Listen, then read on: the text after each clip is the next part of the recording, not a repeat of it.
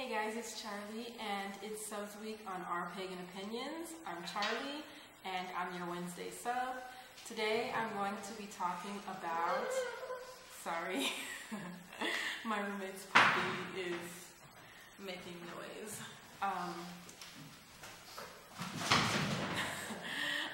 Today I'm going to be talking about Dia de los Muertos, which is the biggest holiday here.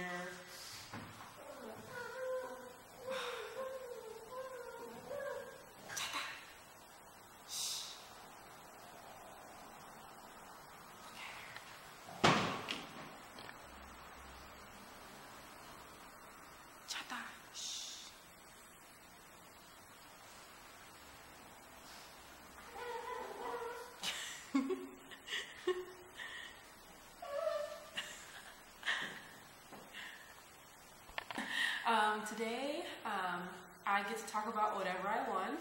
So, since I live in Mexico and it's October and Samhain is coming up, I thought I would talk about the biggest holiday here in Mexico. So, I have been living in Mexico for 6 months. I haven't experienced Dia de los Muertos yet, but less than a week, actually, I will be experiencing my first Day of the Dead experience here in Mexico. This is one of the biggest holidays here, and for any pagan, this would probably be the best time of year to come to Mexico to experience one of the deepest pagan rooted cultural experiences and festivals here in Mexico.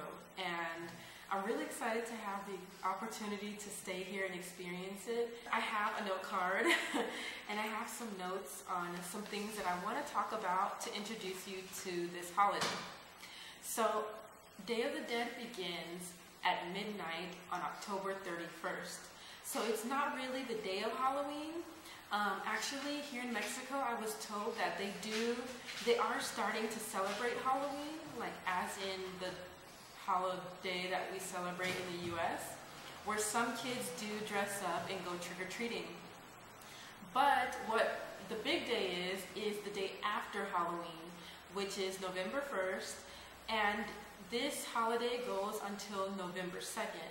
So some of the festivities do start on Halloween, which would be October 31st, but the real date is from November 1st to 2nd.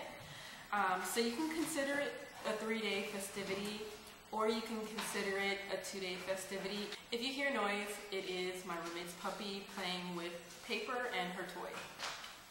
So, excuse me when I look down to my notes.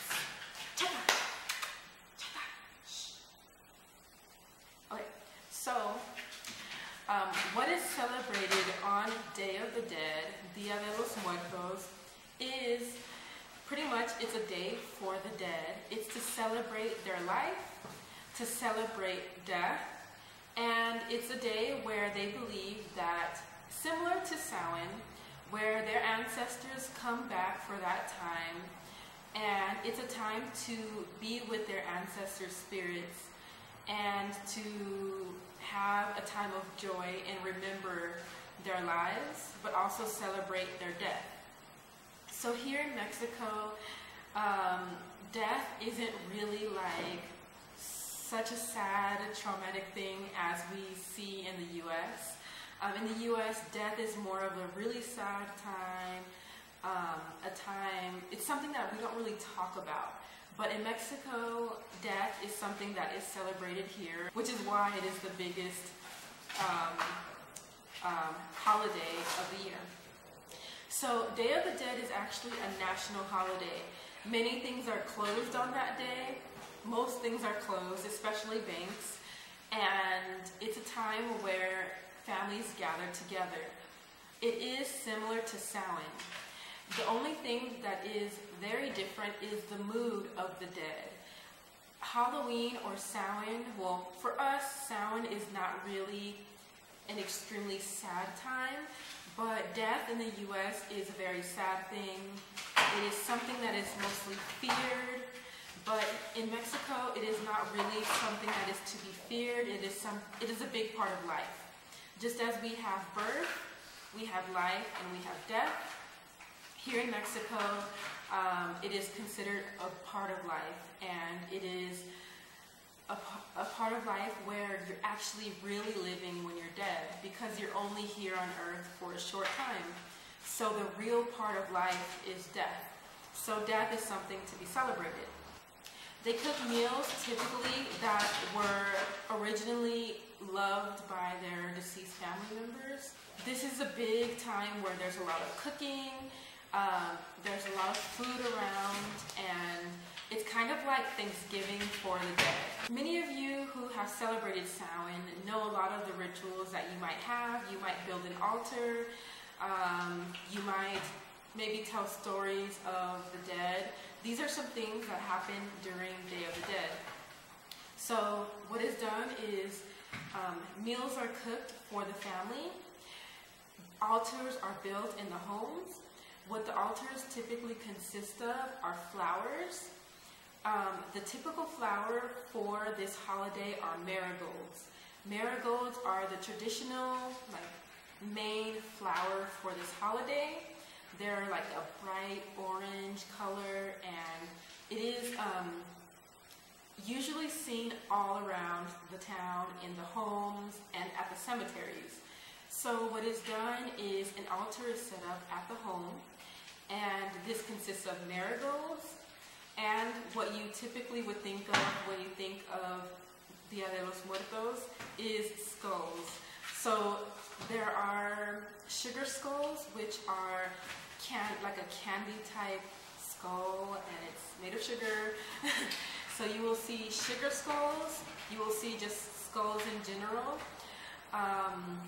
These can be around the altar. Typically, the altar will have photos of the family. You can put possessions of the family members, things that they like to use, their favorite items, and you can also put food for the family member and the crops that are mostly grown and very prominent at this time of year. Sorry, I'm really distracted from the puppy. Dia de los Muertos is rooted in paganism. It is rooted in the Aztec culture, and it is combined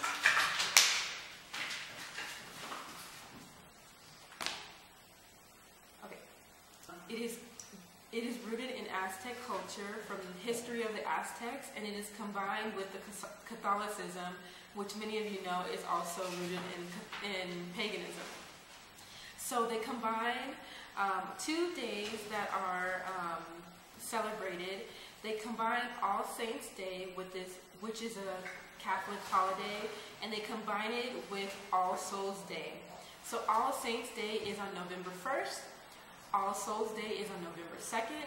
This is kind of like a combination of the two, and it's celebrated together. So while people are Catholic, they still celebrate a lot of the pagan-rooted things. So there are many images that are related to this holiday. Some of the images are of death. Most of them are of death. And the first thing that you would probably think of are the skulls. You will see a lot of skulls during this time. Many skulls are given to other people, and so these skulls can have the names of the deceased or the names of the living. And I know that many people might think that, like, for us in paganism, you probably wouldn't imagine that you would write the name of a living person on the skull, but in Mexico, it is not a problem to write the name of the living on the skulls. There is no connotation to bringing death or anything like that. So you can exchange or give out skulls to other people. And it can have their name on it, on the top of the skull. The next thing referring to skulls that I want to talk about is Catrina. Catrina is a painting or like a piece of art that was kind of like, I want to say refurbished or whatever. It had started to die out a long time ago, but they like brought it back, and now it's like the main symbol of Day of the Dead. What it is an image of a wealthy woman, but it's a skull. It's her skeleton body, but you can tell that she's like a wealthy woman. What this means is it's a symbol of death, but it shows that no matter how rich you are, no matter how wealthy you are, or how high class you are, death comes to everyone. And I really love that because I think it's really great to keep in mind that no matter how much money you have, you can't escape death. And that's a really cool symbol here for Day of the Dead. So another symbol is food. A lot of food is cooked during this day. One of those is bread, and you can call it bread of the dead, but it looks kind of like the shape of a skull, or like the image of a skull, kind of. This is another deeply rooted pagan tradition. So they will bake bread that is in like a form of a skull.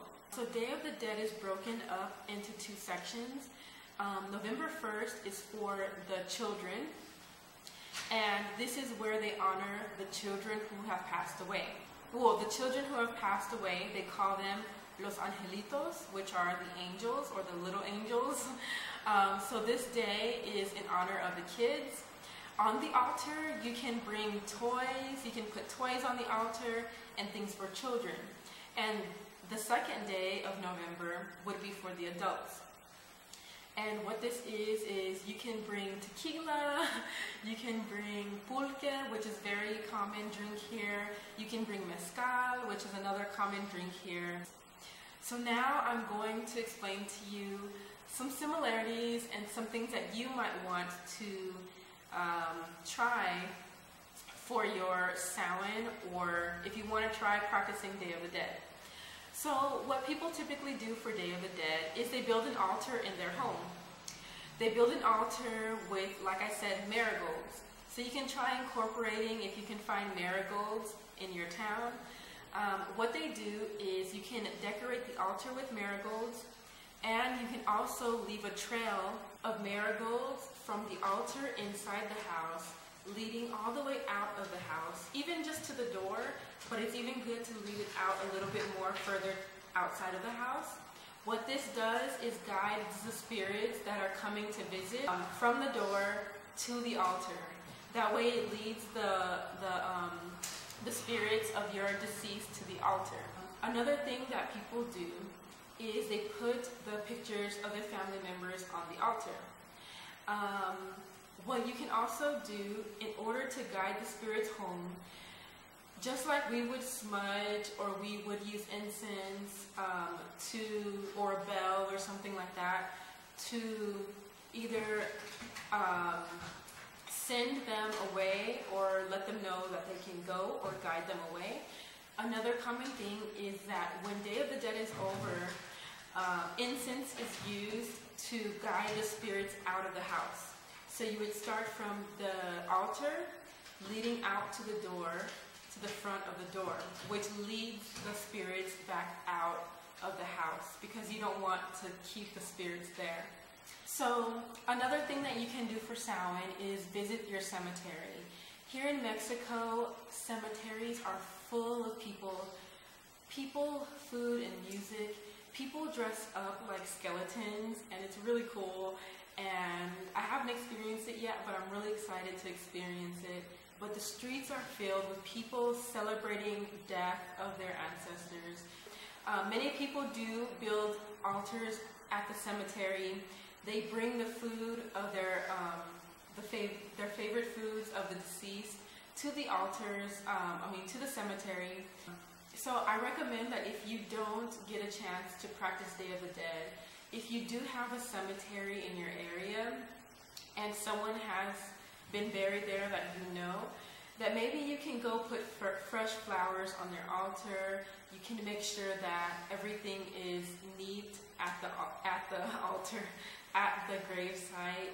This is a very special time to make sure you honor the deceased and that you don't forget them. So I really hope that this video sparked some ideas for your Samhain. So I hope that this video came in good timing, and I will see you guys later. Bye.